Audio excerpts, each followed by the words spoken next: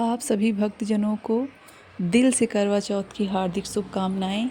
जो बहनें करवा चौथ का व्रत करती हैं उनको दिल से हैप्पी करवा चौथ। आप सब व्रत कथा सुनिए। करवा चौथ व्रत कथा। हम हाथ में अक्षत पुष्प ले लें, और नहीं तो जिसके घर उड़द की दाल हाथ में लेकर कथा सुनने का रिवाज हो, वो खड़ी साबुत उड़द लेकर, पुष्प लेकर माँ करवा चौथ की व्रत कथा सुनना प्रारंभ करें। एक साहूकार था जिसके 7 बेटे और 1 बेटी थी। सातों भाई व बहन एक साथ बैठकर भोजन करते। एक दिन कार्तिक चौथ की व्रत आया तो भाई बोला कि बहन आओ हम साथ साथ भोजन करते हैं। बहन बोली, भैया आज तो मेरा करवा चौथ का व्रत है, चांद उगने पर ही मैं जल ग्रहण करूंगी। तब भाइयों ने सोचा कि चांद उगने में बहुत देर लगेगी, तब तक मेरी बहन भूखी प्यासी रहेगी। तो एक भाई ने दिया जलाया, दूसरे भाई ने छलनी लेकर उसे ढक दिया और नकली चांद बनाकर बहन से झूठ बोले कि बहन चलो चांद उगाया है, अर्घ दे दो। तो बहन अपनी भाभियों से कहने लगी, भाभी चांद उगाया है, चलो हम अर्घ देते हैं। तो भाभियों ने बोला, तुम्हारा चांद उगा होगा, हमारा चांद तो रात को उगेगा। बहन ने जब अकेले ही अर्घ दे दिया और भोजन ग्रहण करने लगी तो पहले ही ग्रास में बाल आ गया, दूसरे ग्रास में कंकड़ आ गया और तीसरे ग्रास में मुंह की ओर किया तो उसके ससुराल से संदेश आया कि उसका पति अत्यधिक बीमार है, जल्दी भेजो। तब माँ ने जब लड़की को विदा किया तो कहा कि रास्ते में जो मिले उसे पाँव लगना, और जो कोई सुहागन होने का आशीर्वाद दे तो पल्ले में गांठ बांध लेना, उसे कुछ रुपए दक्षिणा अवश्य देना। बहन जब भाइयों से विदा हुई तो रास्ते में जो भी मिला उसने यही आशीर्वाद दिया कि तुम्हारे सातों भाई बने रहें, तुम्हारे भाई सुखी रहें और तुम उनका सुख देखो। सुहागिन होने का आशीर्वाद किसी ने भी नहीं दिया। जब वह ससुराल पहुंची तो दरवाजे पर उसकी छोटी ननद खड़ी मिली। वह उसके भी पाँव लगी तो उसने कहा कि सुहागिन रहो भाभी, सपूती हो। तो उसने यह सुनकर पल्ले में गांठ बांध दी और ननद को सोने का सिक्का दिया। तब भीतर गई तो सास ने कहा कि पति धरती पर पड़ा है, तो वह उसके पास जाकर उसकी सेवा करने बैठ गई। बाद में सास ने दासी के हाथ बची सूखी रोटी भेज दी।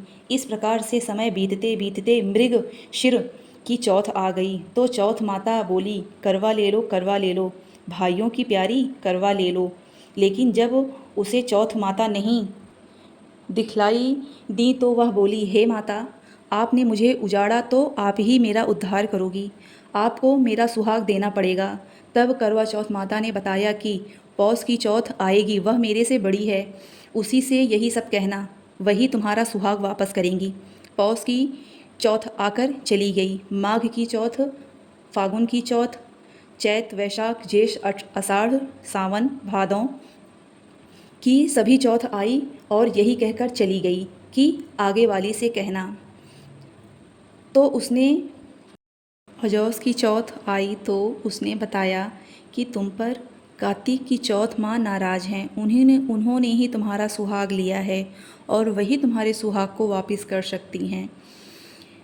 तो पाँव पकड़कर वह विनती करने लगी। यह बताकर वो भी वहाँ से चली गई। जब कार्तिक की चौथ आई तो वह गुस्से से बोली, भाइयों की प्यारी करवा ले ले, दिन में चांद देखने वाली करवा ले ले, व्रत का खंडन करने वाली करवा ले ले, भूखी करवा ले ले।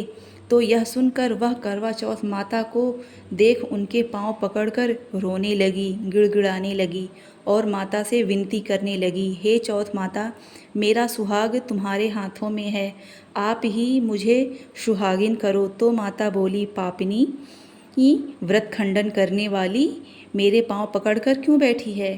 तब वह बोली कि जो मुझसे भूल हुई हो माँ, उसे क्षमा कर दो, आप तो दयानिधे हो, अब भूल नहीं करूँगी माँ। तो करवा चौथ माता प्रसन्न होकर आँखों से काजल, नाखून से मेहंदी और मांग का टीका निकालकर उसकी उंगली पर, उसकी माथे पर छिड़क दिया। उसका आदमी उठ बैठ गया और बोला कि आज मैं बहुत सोया। वह बोली, क्या सोए? मुझे तो 12 महीने हो गए हैं। आज जाकर करवा चौथ माता ने मेरा सुहाग लौटाया है।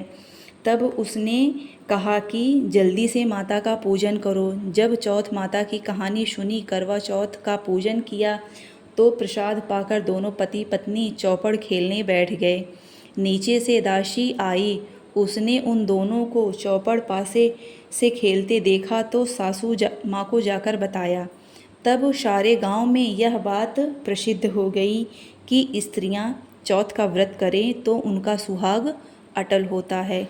इस तरह से साहूकार की बेटी ने माँ करवा चौथ से अपने सुहाग, अपने पति को जीवित कराया और करवा चौथ माता की कहानी का गुणगान किया, उनके व्रत का गुणगान किया।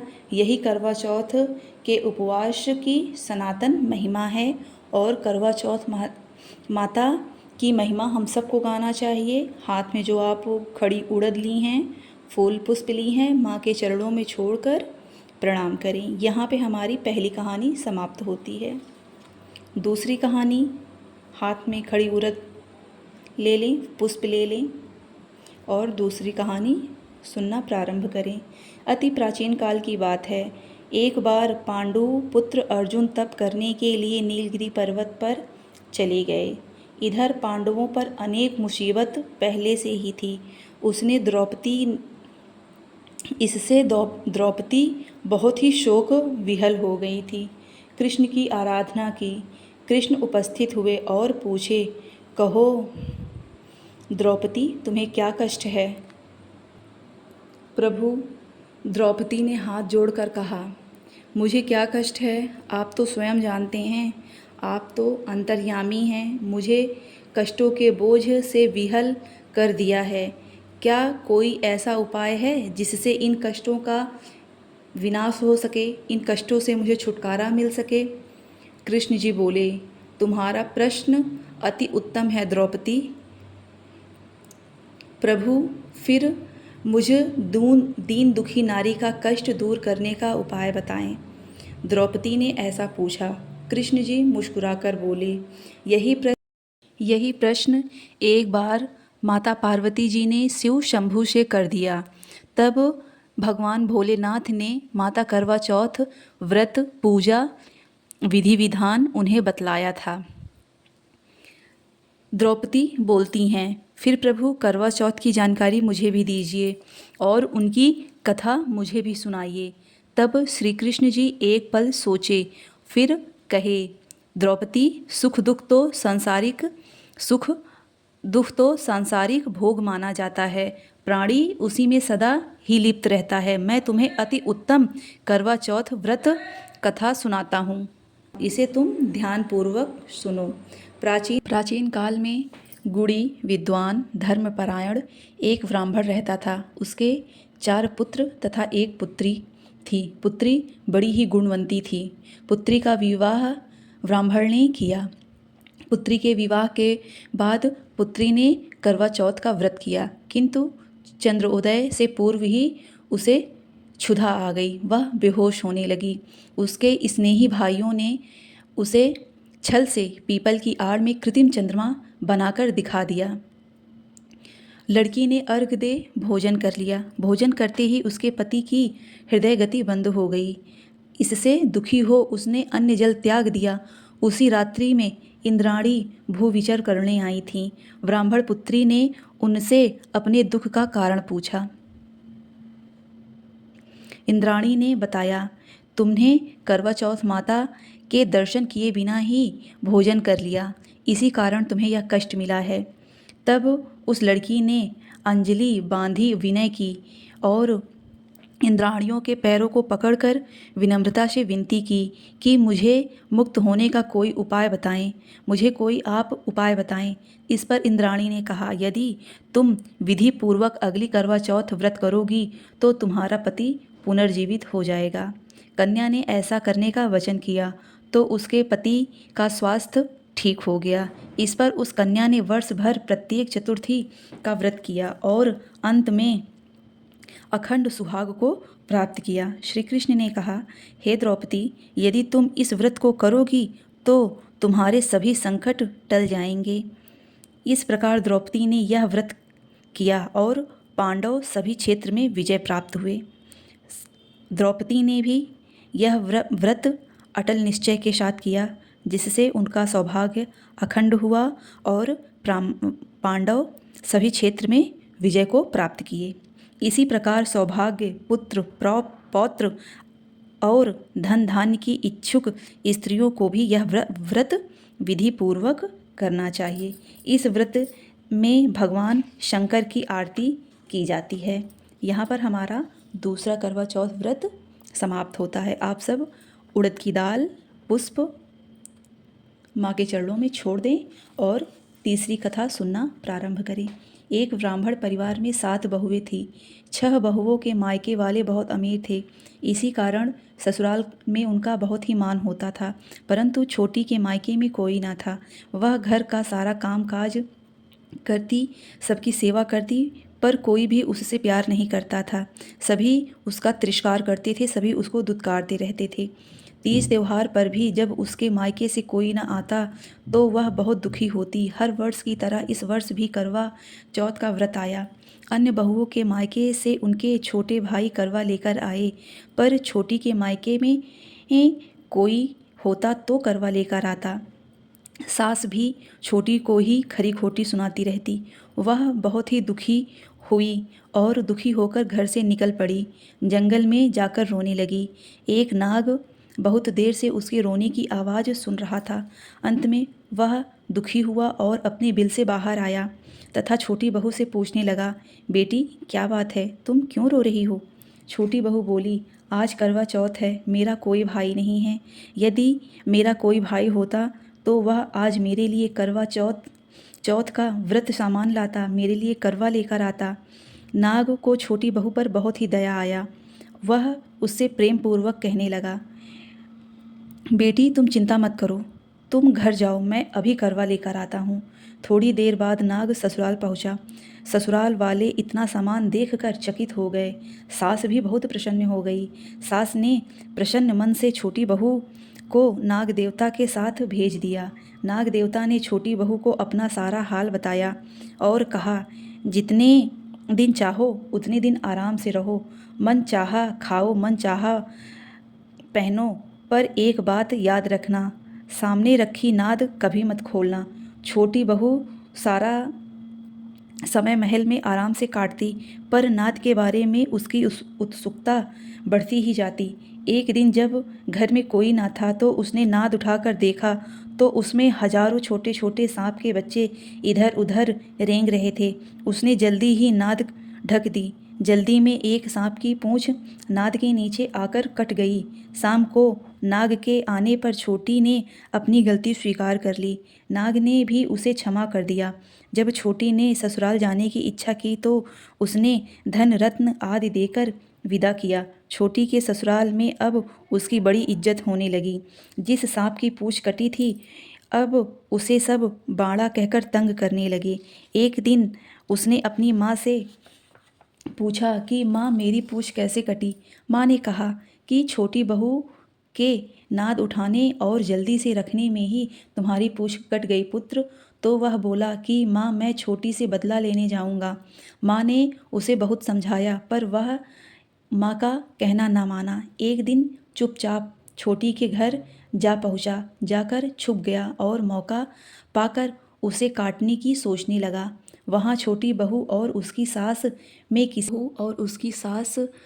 में किसी बात पर बहस हो रही थी तो छोटी कसम खाकर कह रही थी कि मैंने ऐसा नहीं किया है। वह कह रही थी कि मुझे बड़ा भैया से प्यारा कोई नहीं है। मैं अपने बड़े भैया को अत्यधिक प्यार करती हूँ। मैं उन्हीं की कसम खाकर कहती हूँ कि मैंने ऐसा नहीं किया है। जब बड़ा भैया ने सुना तो वह सोचने लगा, जो बहन मुझसे इतना अत्यधिक प्यार करती है मैं उसे ही काटने आया हूँ। वह चुपचाप घर चला गया और जाकर बैठ गया। तब माँ ने पूछा, ले आए बहन से बदला? बाड़ा भैया कहने लगा, माँ बहन से कैसा बदला? तभी से बाड़ा भाई व छोटी बहन हुए। भाई प्रतिवर्ष करवा चौथ के दिन बहन के लिए करवा ले जाता और बहन बहुत ही प्यार से श्रद्धा विश्वास के साथ करवा चौथ का व्रत पूजन पाठ करती हैं। यहाँ पर हमारी तीसरी कहानी समाप्त होती है। आइए हम चौथी कहानी सुनना प्रारंभ करते हैं। प्रेम से बोलिए करवा चौथ माता की जय हो। प्राचीन काल में करवा नाम की एक पतिव्रता स्त्री रहती थी। अपने पति के साथ वह एक नदी के किनारे गांव में रहती थी। कार्तिक मास के कृष्ण पक्ष की चतुर्थी के दिन उसका पति नदी में स्नान करने के लिए गया। स्नान करते समय जल में एक मगरमच्छ चुपके से आकर उसके पति का पैर पकड़ लिया। वह बहुत छटपटाया, तड़पा और मगरमच्छ से लड़ाई भी किया, पर वह अपना पैर ना छुड़ा सका। अंत में जब उसे समझ में आया कि मैं मगरमच्छ से अपना पैर नहीं छुड़ा सकता, तब वह करवा करवा नाम लेकर अपनी पत्नी को ज़ोर ज़ोर से पुकारने लगा। उसकी आवाज़ सुनकर उसकी पत्नी दौड़ी आई और उसने मगरमच्छ के मुंह में अपने पति का पैर देखा। करवा ने तुरंत ही कच्चे सूत से मगरमच्छ को बांध दिया। मगरमच्छ को बांधकर वह यमराज के यहाँ पहुँची और यमराज से बोली, भगवान, मगरमच्छ ने मेरे पति का पैर पकड़ लिया है, अतः पैर पकड़ने के अपराध में आप अपने बल से उस मगरमच्छ को नरक में ले जाओ। यमराज ने कहा, अभी मगरमच्छ की आयु शेष है, अतः मैं उसे नहीं मार सकता। इस पर करवा ने कहा, यदि आप ऐसा नहीं करेंगे तो मैं आपको श्राप देकर नष्ट कर दूंगी। यह सुनकर यमराज डर गए और उस पतिव्रता स्त्री करवा के साथ जाकर मगरमच्छ को उन्होंने यमपुरी भेज दिया और करवा के पति को दीर्घ आयु प्रदान की। उस दिन से यह करवा चौथ मनाई जाती है और सुहागिन स्त्रियां के द्वारा व्रत किया जाता है। हे करवा माता, जैसे आपने अपने पति की रक्षा की, वैसे ही हम सब पत्नियां अपने पति की रक्षा करें। हे माता, हम सबको अपना आशीर्वाद दो और हम सबको सदा सुहागन होने का वरदान दो। यहाँ पे हमारी चौथी कथा समाप्त होती है। आप सब करवा चौथ माता के जयकारे लगाइए। माँ से अपने पति की दीर्घ आयु के लिए प्रार्थना करिए। हाथ में उड़द और पुष्प ली हैं, माँ के चरणों में डालिए और माता रानी की आरती करिए और अपने व्रत को पूर्ण करिए। जयकारा लगाइए। महा करवा चौथ मैया की जय हो। आप सभी को सखियों करवा चौथ की दिल से हार्दिक शुभकामनाएं।